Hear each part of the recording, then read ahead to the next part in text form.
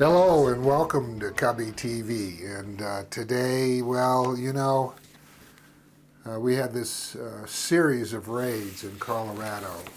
Um, Depending upon who you listen to, it was anywhere from half a dozen to about 30 businesses involved in these raids in Colorado, in Denver, in Boulder County.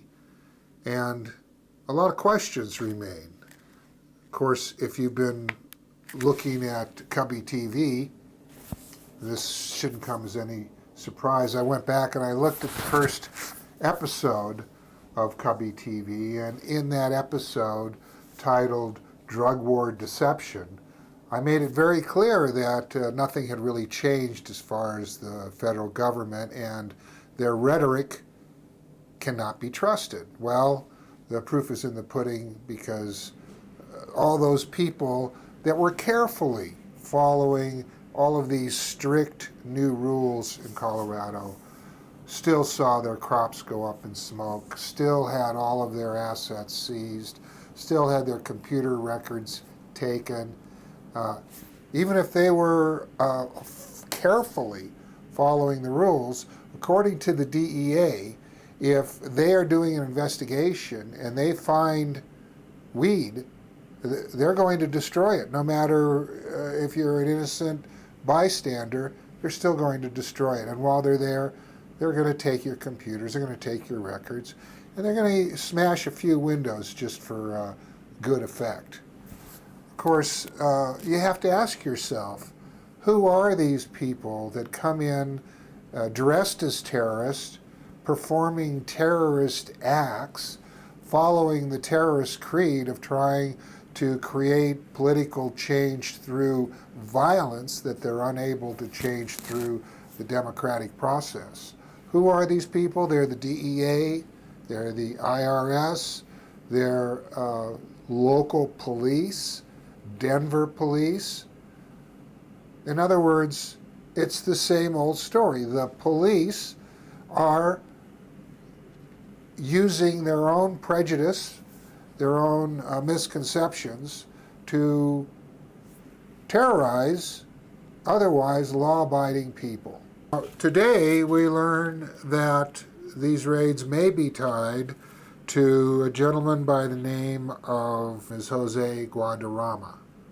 And apparently he's got a long history of jewelry thefts, armed robbery, and other crimes. But what caught the attention of authorities was his claim that he could bring large quantities of legal Colorado weed illegally into Florida, where, of course, it would command a much higher price.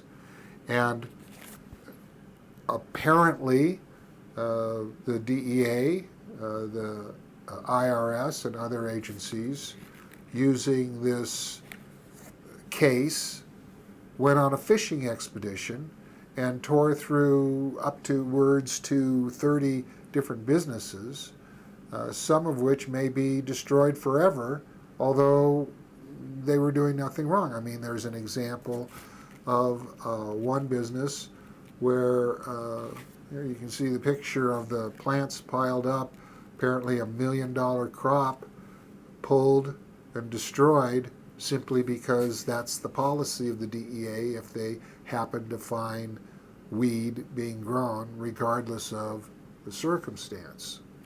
So the question is, where do we go from here? And my answer is very simple. We have to get these laws off the books. I see all of these initiatives starting up, asking for new ideas about how they're going to regulate and tax marijuana. Well, guess what? That's not the goal. That shouldn't be the goal. The goal should be, how do we get these horrible laws off the books so that they can't be used against us? Now, in the case of these federal authorities coming in, violating state law, this could be handled by the initiative that we're working on here in South Lake Tahoe that makes it a crime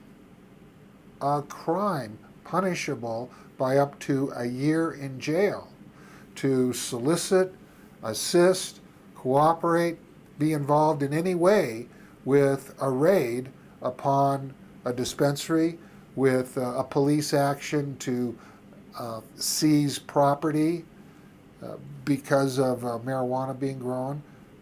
If any of our city officials or police are in any way involved with doing what they just did in Denver, providing security protection for DEA and IRS agents. If they do that, then we will go after them as violators of this ordinance and seek their incarceration for a year as called for by the new law that we hope to pass.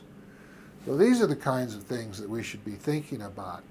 How to protect ourselves and provide real and meaningful safety and security for ourselves, for patients, for people who use cannabis, and get off of this control freak, sociopath, BS nonsense of regulating so carefully that the feds won't bother you.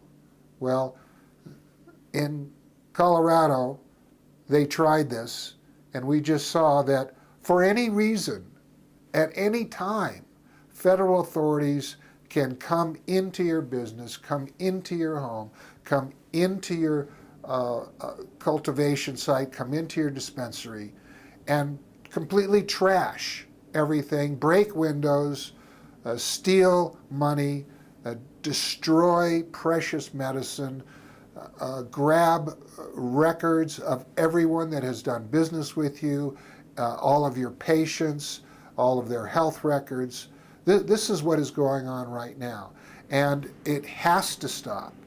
And it's not going to stop by kissing federal butt, by instituting new draconian rules and regulations, or forcing innocent people to carefully walk a line that if they deviate in any way and they violate that law in any way, they're looking at a lot of time in a federal prison.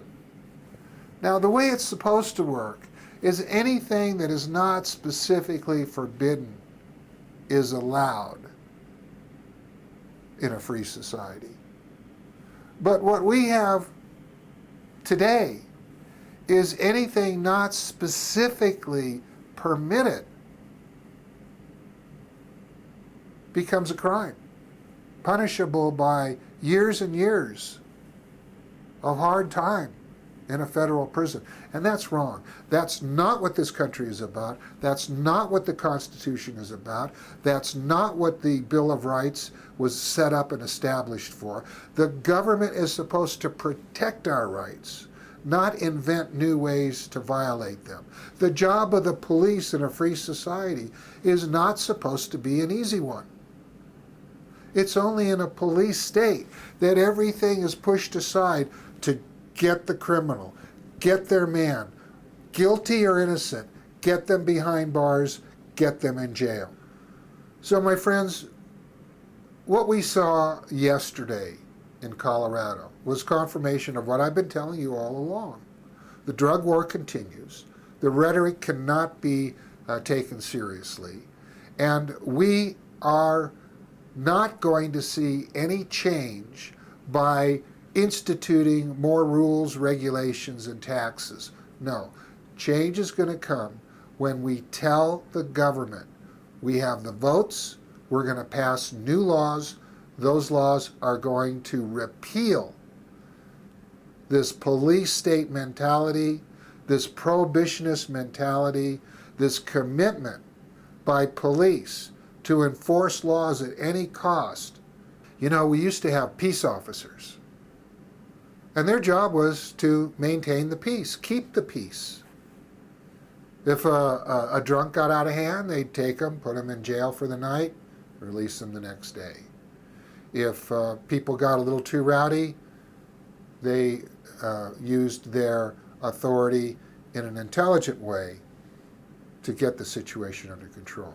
Now it's shoot first, ask questions later, and let God sort it out. And that's wrong. And that is not going to be tolerated anymore because we have the votes. For the first time in my lifetime, we have the votes. I mean, in the 1960s, the number of people that said that they supported the legalization of marijuana was 17%. Today, it's over 58%. And the number of people that support legal medical marijuana has maintained itself over 80% for 15 years now. It's only the police and social conservatives that try to project this lie that marijuana is a fringe issue. People who support it are fringe people. No, mainstream America supports the legalization of marijuana, and the only way that we're going to change it is if we use the power of the vote to pass laws to get these bad laws off the books, to repeal prohibition, to put an end once and for all to this police state mentality, and tell our police, you serve us. Tell our public servants, you serve us. And set up the kind of society that we know, that we understand, that we care about, because it is just, because it leaves people alone, and because it does not allow terrorists with masks and weapons of war to terrorize law-abiding citizens as they are now in Washington and Colorado, trying to overturn an election and change the inevitable path towards legalization. Well, this has been Steve Kubby wishing you a happy 420 day. The fight continues, my friends.